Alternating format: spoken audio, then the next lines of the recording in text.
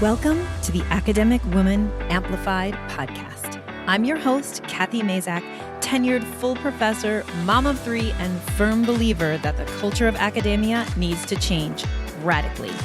Women are revolutionizing academia within institutions that were not built for us. If you're ready to reject the culture of overwork, kick guilt and overwhelm to the curb, and amplify your voice to make a real impact on your field without breaking down or burning out, you're in the right place. And it all starts with writing. Let's go. On last week's podcast episode, I said that the biggest killers of your writing practice are guilt and overwhelm. And last week, I really dug into this idea of feeling guilty about not getting your writing done or guilty about being behind. And this week, I want to dig into overwhelm. Ever since it became popular to use overwhelm as a noun, it really seems like the perfect way to describe the state that we are in academia for most of the time. And if you've been listening to my podcast or if you've been following my blog, then you know that I talk a lot about the fact that our jobs as professors are built to pull us in different directions. Just the holy trio of teaching, research, and service naturally create a pull in our academic life that makes it really hard to concentrate on just one thing and really hard to move projects from start to finish without simultaneously working on multiple projects. In fact, simultaneously working on multiple projects is kind of the default nature of what we do. So I always say we need to be project managers, but we also need to learn how to deal with these competing pulls on our time and competing priorities all the time. So I would say that the default state of our semester is feeling overwhelmed. And that usually happens, that gets worse and worse as the semester continues. So right now, if you're listening in real time, you're probably around week 12, 13, 14 of your semester, and we are starting to get really into the thick of the last throes of the semester and preparing for our final exam time or end of semester grading time. So this is when overwhelm really starts to kick in. And here's some characteristics of overwhelm to see if you are in this state right now. So one of the things that happens is that you feel like you have so much to do, you can no longer see the difference of importance in projects. So you can't judge, or you get worse at judging what's really important to do versus what is just simply urgent, because it just looks like a sea of things that need to be done right now. So that is one of the characteristics of overwhelm. And what happens when we feel that way is that it's really hard to make a choice as to what project we want to take action on. So we get paralyzed. And that happens to us with our writing a lot of the time. So not only do we have these competing priorities, so priorities competing with our writing, but we also have multiple writing projects competing with each other. And so that state of overwhelm and paralysis is really, really detrimental to writing. At the end of the day, writing is creation, right? And it is creative. And so feelings like guilt and overwhelm really can stamp down that creativity and that urge to create, because instead, when we're talking about overwhelm specifically, all you have is kind of an urge to put out fires, and that is not conducive to your writing practice. So today I want to talk about ways that you can work through overwhelm, and then what to do when you're feeling overwhelmed and your writing is kind of sitting there stalled out. So how to work through writing overwhelm as well as general overwhelm. All right, so the best technique that I can talk to you about for combating overwhelm is the just three things method. And this is a method where you really boil down your goals and even just, I would say, your tasks for the day into just three things that need to get done. And if you accomplish those three things, then you can move on with your day. Everything else you do is extra, and you feel really good because you've moved the needle, right? And you've checked three things off your list. The best way to use it, especially if you're feeling overwhelmed, is to choose your three things the night before. Okay, so if you're thinking about what you're going to get done on Tuesday, the best time to do that thinking is not on Tuesday. It's on Monday night or Monday in what I always say, the last 10 or 15 minutes before you go home from work. So sometimes when, especially if we have to stand up and run and pick up kids or have a certain time that we have to be home, then a lot of times those last 10 or 15 minutes can sometimes be a little burst of I just want to finish this thing before I leave. But I'm encouraging you, especially during times when you feel overwhelmed, to instead make the last 10 or 15 minutes of your day a planning session for the next day. And in the overwhelm time, what I want you to do is just think about three things that you're going to get done the following day, and I want you to write them down. Now, here's how you choose the three things. You have to be really careful that the three things you choose are tasks and not projects. The difference between projects and tasks is the size of the thing. A project is something like grade all 35 assignments, right?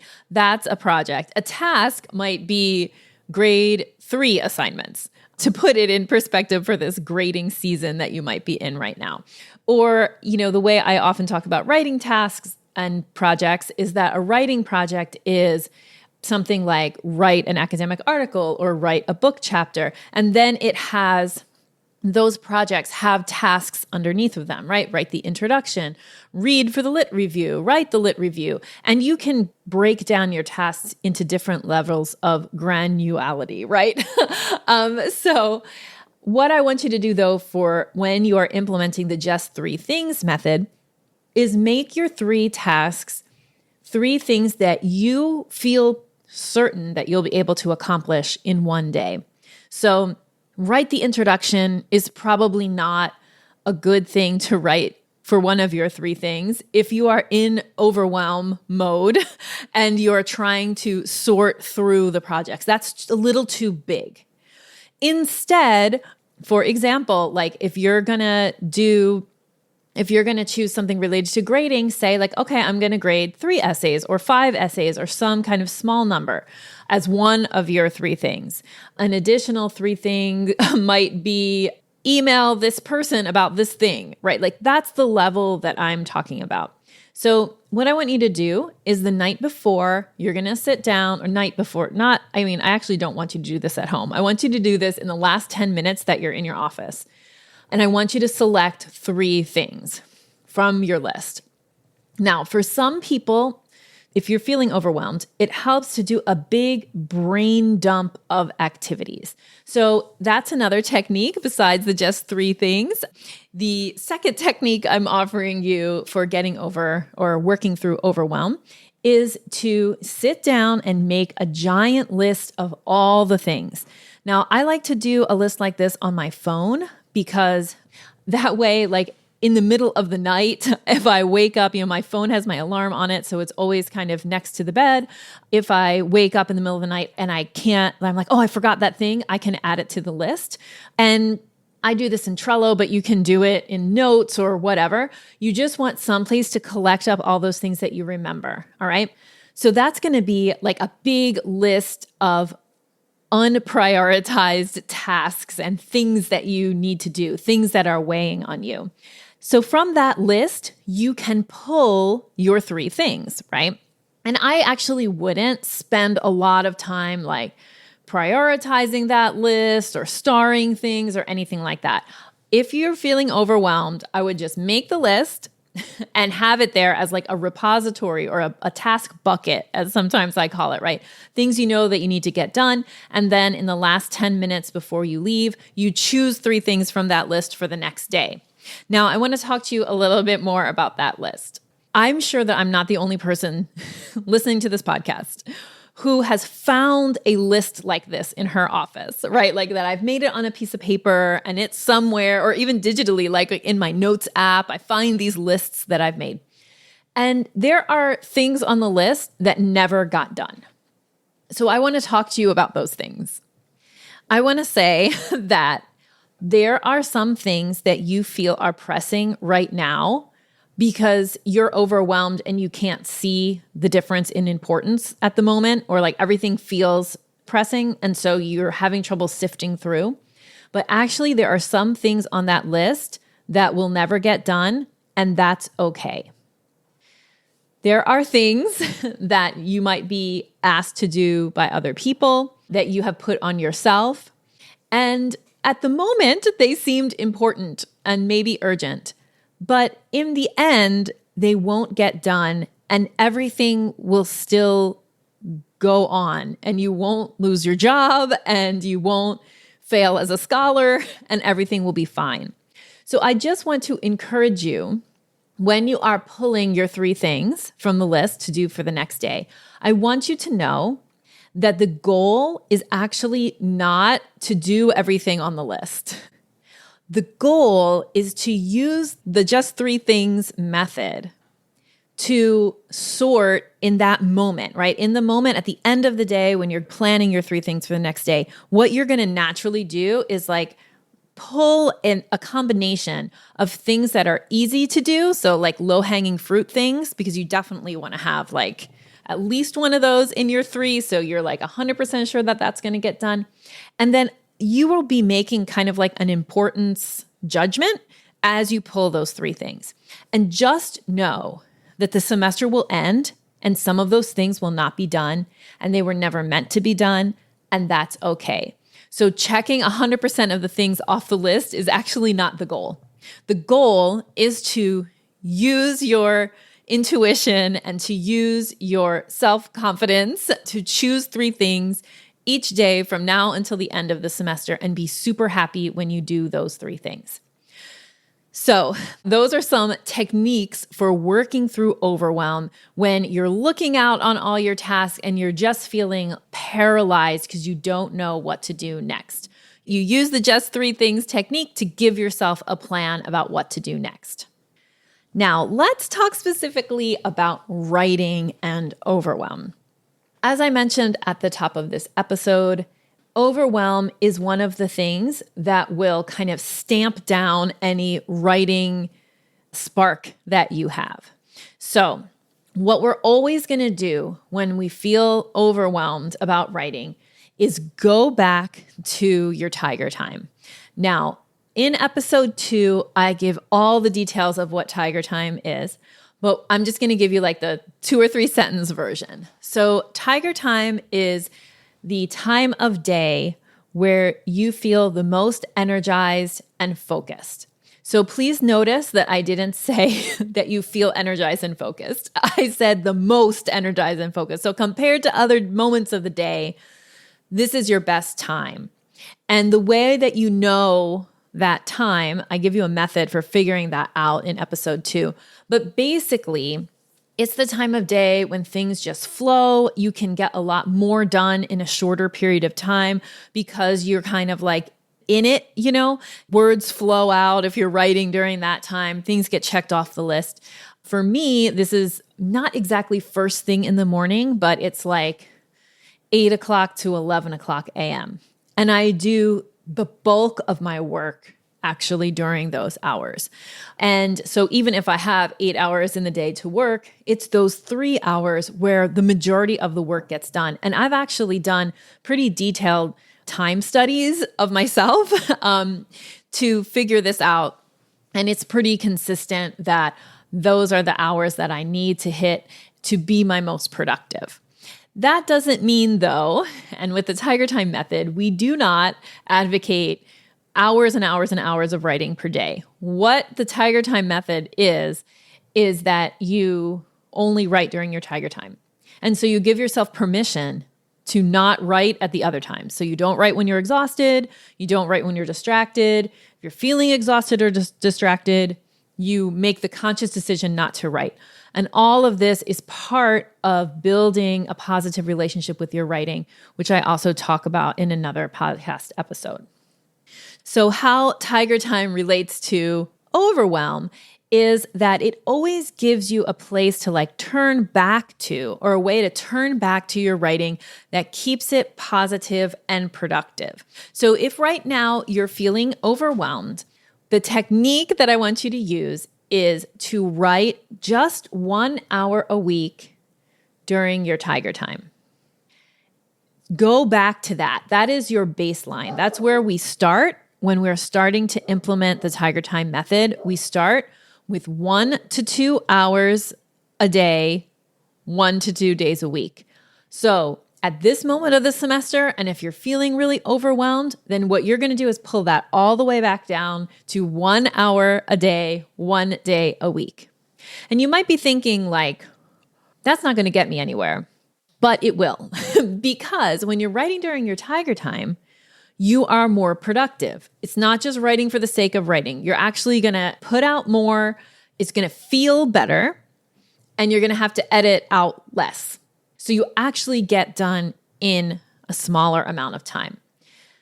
So the important thing for overwhelm in general is that you back things up to kind of their minimal state, right? Just 3 things need to get done today. Just 1 hour needs to go towards my writing this week. You back it all the way up. Because if you don't do that, then what happens is you're operating at this level of cortisol, right? That's kind of coursing through your veins and making you unable to make decisions about the many, many tasks that are in front of you. And I would actually suggest that perhaps you have the same number of tasks on your list all year long. But because of the semester's ebb and flow, because of other things happening in your life, sometimes that number of tasks is overwhelming and sometimes it's not as overwhelming. So the techniques that I talked about today are ones to get you through this overwhelming time. A few things just to highlight.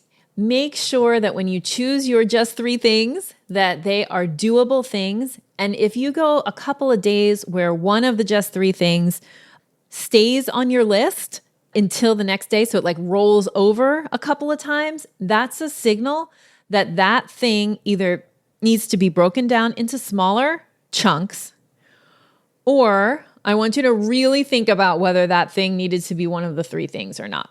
And then I encourage you, in terms of overwhelm and writing, just back down to 1 hour a week during your Tiger Time until the semester is over, and feel really happy when you do that.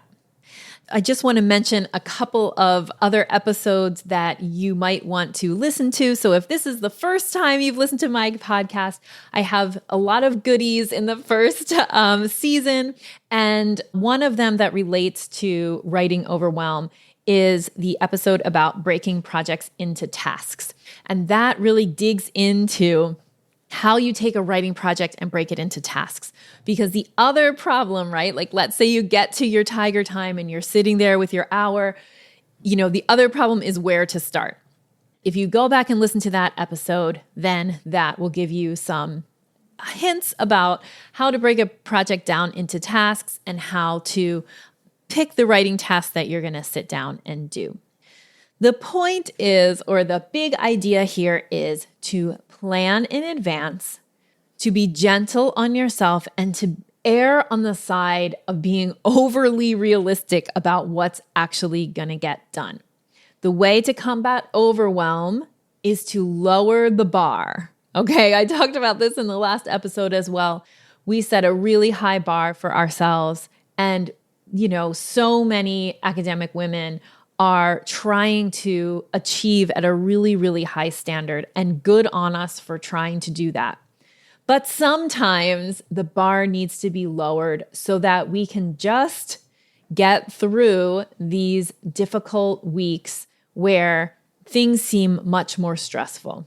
What I really want for you is to feel happy about work, to feel invigorated and excited about your academic work.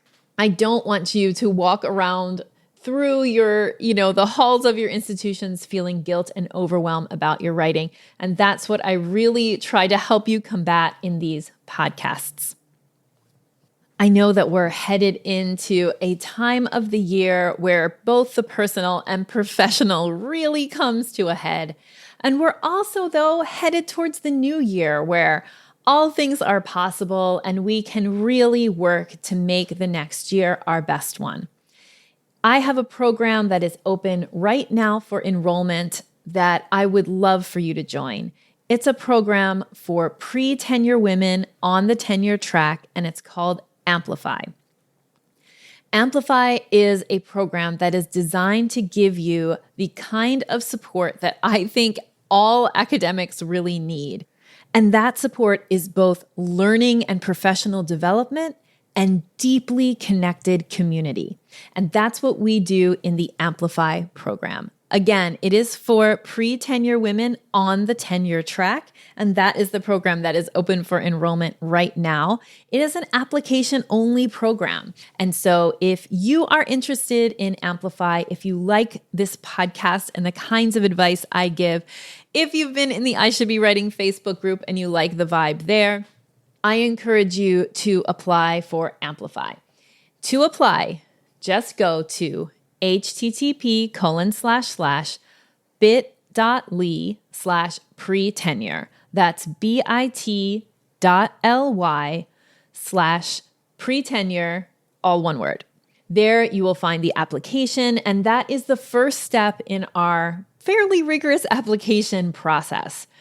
We want only the people who are going to contribute in such a wonderful way to our community, and only the people who are coachable and open to change and really share our vision for what we want academic life to look like for women.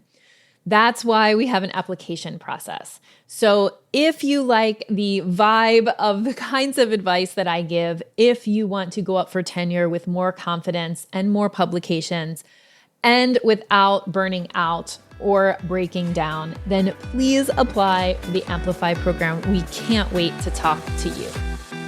Thank you so much for spending your valuable time loving on yourself and your writing by listening to this episode.